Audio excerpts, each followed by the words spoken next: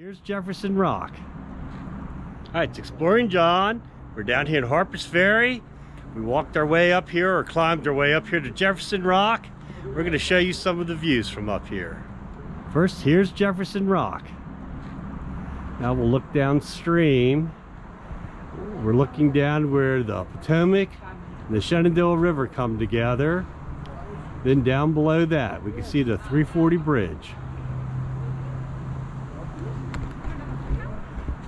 If we look upstream, we can see the 340 bridge in West Virginia and on up the Shenandoah River.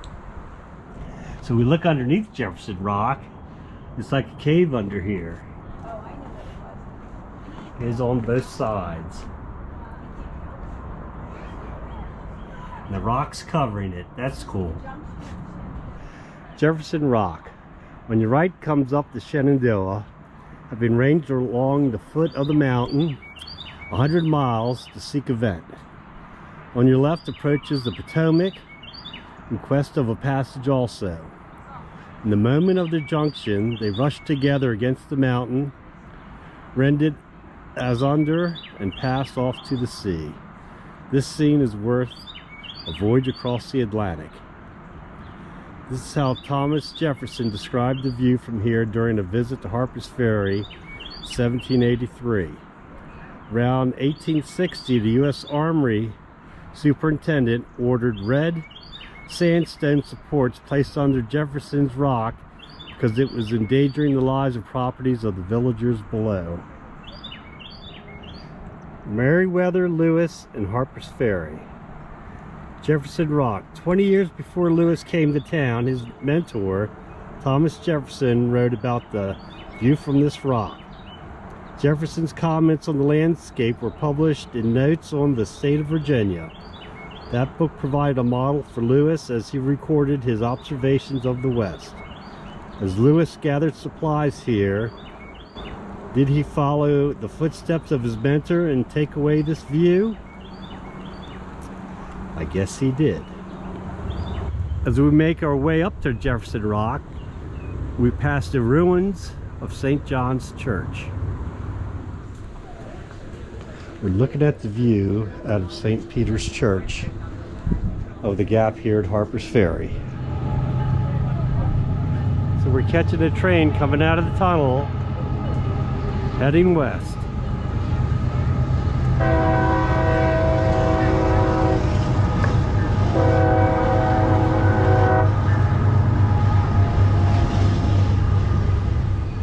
Spring house and root cellars.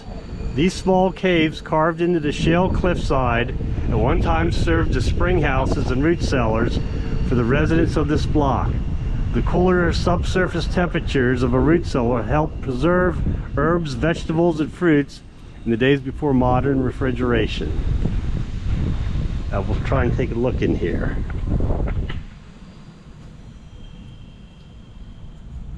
I don't know if we're going to be able to see too much because it's kind of dark. Use my handy dandy flashlight and see if I can light stuff up a little bit. Vaulted ceiling. Comes down, flat floor. Doesn't go too wide or too deep. Damp floor. Okay, that's our look at the cave or spring house here at Harpers Ferry. At least one of them. We'll continue our walk around.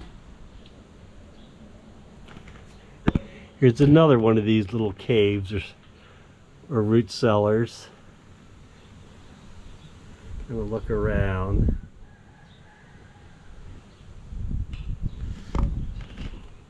All right, we'll move on. So now we're in the cave at Harpers Ferry. It's got a pool of water, drippings, springs coming out underneath that rock. This plaque is dedicated to the John Brown Raiders, a group of men led by John Brown who at Harpers Ferry on October 17, 1859 struck a blow against slavery. This is a shot looking down the business district here on High Street, Harpers Ferry. Here's a shot of the train station here at Harpers Ferry. and steps that go down to it. Here's a famous tunnel at Harpers Ferry. It's not the tunnel that the train comes through over on the Maryland side. This is in Harpers Ferry. We can see the opening on the other side. Now you might wonder where it is, so we'll turn around slowly and show you we're right across the street from the fire department. Here we are in the historic section of Harpers Ferry, looking down the street. Taking a look at some of the historic buildings here.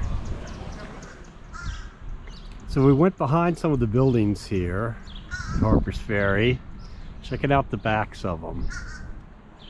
That building looks real cool. Look at it, all square and all. Huh.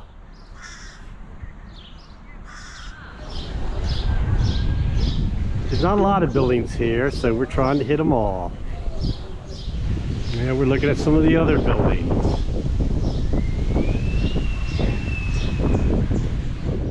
So we're looking inside one of the buildings that they're doing archaeological work on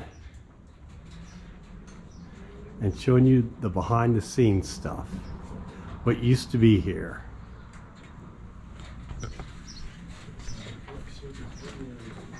There's the old plaster ceiling.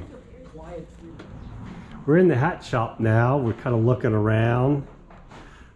A bunch of clothes for sale and stuff. And over here's the hats. Need a new hat or shoes? This is a place to go. Here's a dry goods store. Provost Marshal. Now we're in the dry goods store. We'll take a look around here.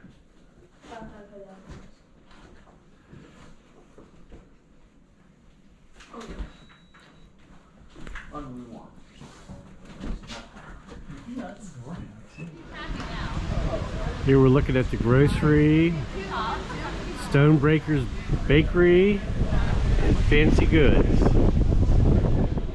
Now we're in the Provost Marshal's house. So if you came into town, you needed to come here to get a pass.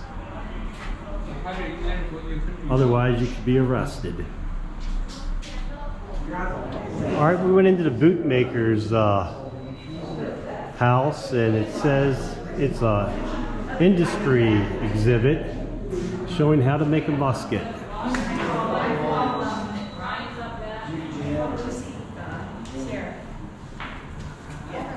Here's some of the material made here.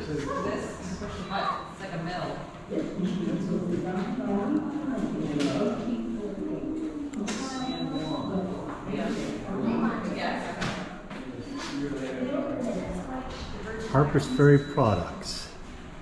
Cut timber, string, linseed oil. Here we're at the beginning of Harpers Ferry, historic Harpers Ferry, and looking down the main street. Here we are, people getting on the bus to go back to the visitor center. Okay, and that's our look at Jefferson Rock. See you next time. That building looks real cool. Look at it, all square and all.